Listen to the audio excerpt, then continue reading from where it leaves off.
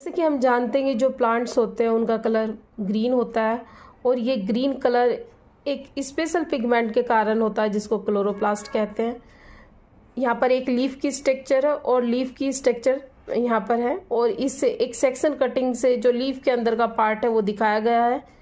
सबसे पहले क्यूटिकल होती है।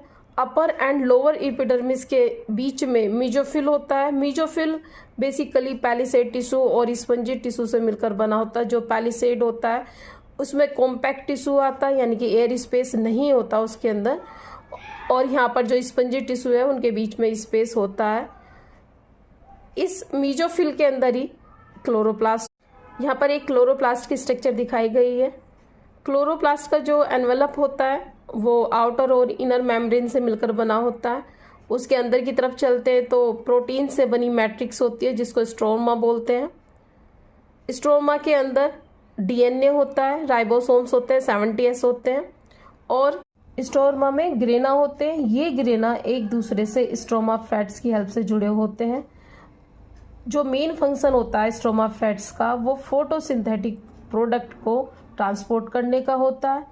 अगर हम ग्रेना की स्ट्रक्चर देखते हैं तो ग्रेना में ये थाइलेकोइड्स हैं और इन थाइलेकोइड्स के अंदर क्लोरोफिल मॉलिक्यूल होते हैं। जो क्लोरोप्लास्ट है, क्लोरोप्लास्ट में डीएनए होने की वजह से इसको सेमी ऑटोनोमस सेल ऑर्गेनेल्स कहते हैं। इसके अंदर self replication, as we know that in photosynthesis carbohydrate and oxygen बनते हैं। इसमें CO2 एंड H2O को यूज किया जाता है in presence of light, and this procedure take place in green part of leaf, means in chloroplast. जो photosynthesis का procedure है वो बेसिकली लाइट रिएक्शन और डार्क रिएक्शन से मिलकर होता है।